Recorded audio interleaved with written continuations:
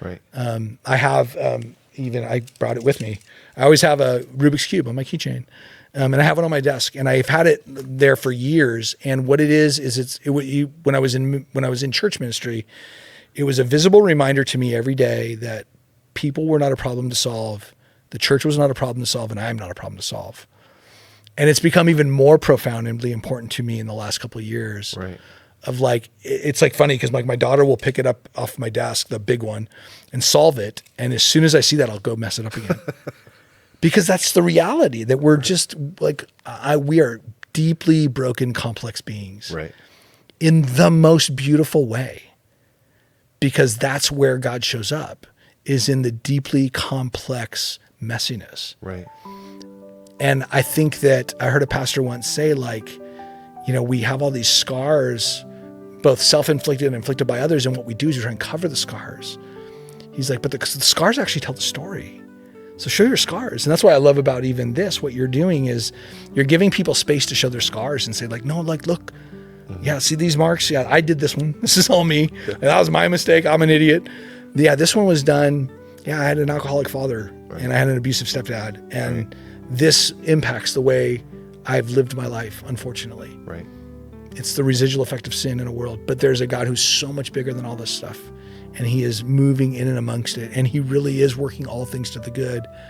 And that's not just something you put on a coffee mug.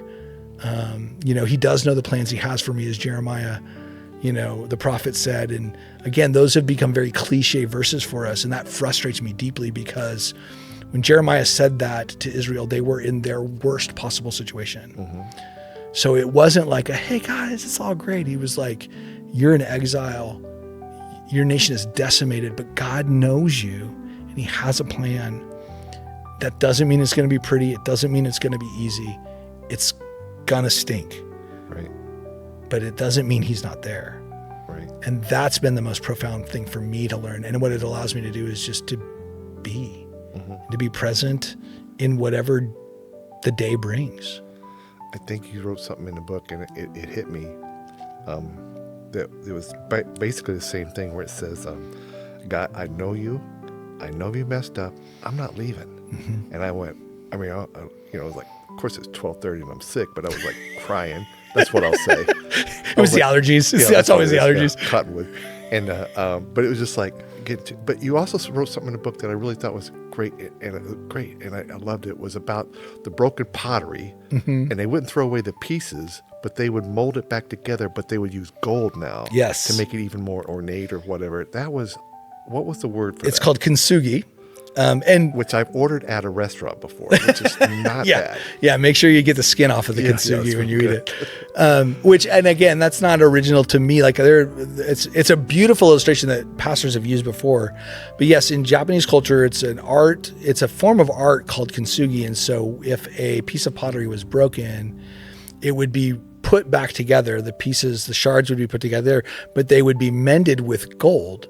And so then, and I do have a fake, because real kintsugi is really expensive and I don't have that kind of money, but I do have a fake kintsugi coffee mug sitting on my desk as well, because so the beauty was in the fractures. Yeah. And so that is a beautiful image of the gospel, right? You know, because the gospel is this idea that the beauty of our lives is in the fractures. Right. And it is unfortunate that I think we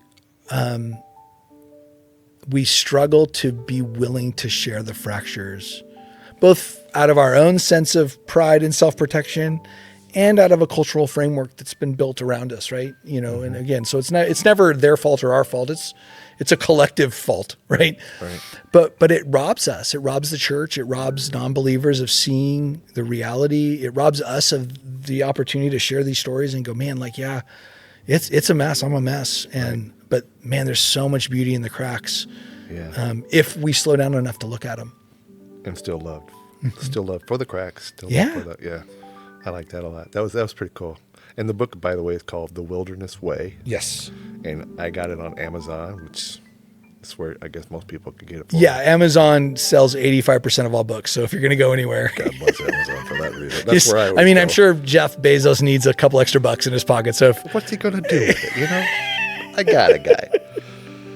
What would you say to someone then right now? Because you've done great. What would you say to someone who feels right now like their life is falling apart spiritually or emotionally, but they don't want to be a what I call a Facebook Christian anymore? They're like, what would you tell them? The first thing I would tell you is you're okay. Yeah. You're not broken. Right. More so than anyone else is broken. Right. Because there is a part of us that believes like, well, but I'm different. Yeah. Like, yeah, David had a rough go. Yeah, he did. I mean, he did really good for a while. Had some money, yeah. And then, you start wandering, you don't go to war and you start wandering rooftops and things go sideways really fast. And, it can go from a glance on a rooftop to murder in a heartbeat. And yet you're a man after God's own heart. And you see that in how David confesses and repents. Ultimately, again, not overnight. It took time for David to get to the point where he was going to confess and repent. And it took the death of his son. So there is this, I would say that you're whatever it is that is making you feel or experience where you're at, you're not the problem. You're not only the problem. Yes, you've contributed. We all do, right? Like we all, but it's not just you. And so I would start there by the thing I want people to know is you live in the wilderness. Mm-hmm. And some of it's of your own making and some of it's been done to you and you're in the wilderness. And so it's the best thing you can do is just start by grieving that. And that's something that we as Christians don't do well. The Bible does it really well. It's called lamenting. We don't do a good job of just going, this sucks. Yeah. And so you need to be able to do that, one with the Lord. I always tell people God wears big boy pants. He's not afraid of your anger towards him. Right. You saying it doesn't feel fair. You read the book of Job. Job was brutally honest with God. Yeah.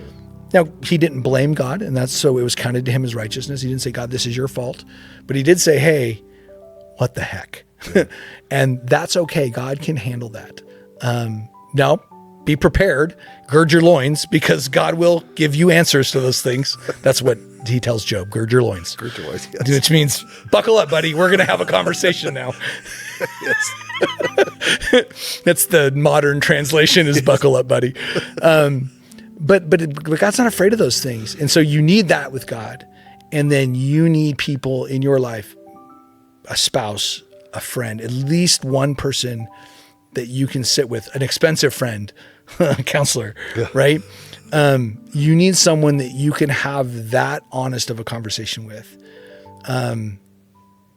If all of your relationships are 80% of the truth of what you're really experiencing, that's not going to be sufficient for real healing and restoration. Right. God still moves in it. But the best case scenario is to be able to be 100% honest about what's really going on with at least somebody, as well as with the Lord, and be able to just kind of shake that stuff out and have those ongoing conversations. And again, it doesn't mean that you say that and then it solves it and then you fix it. You may never resolve. Right. You may never kick that habit. You may never find the other side of that fence. You might. God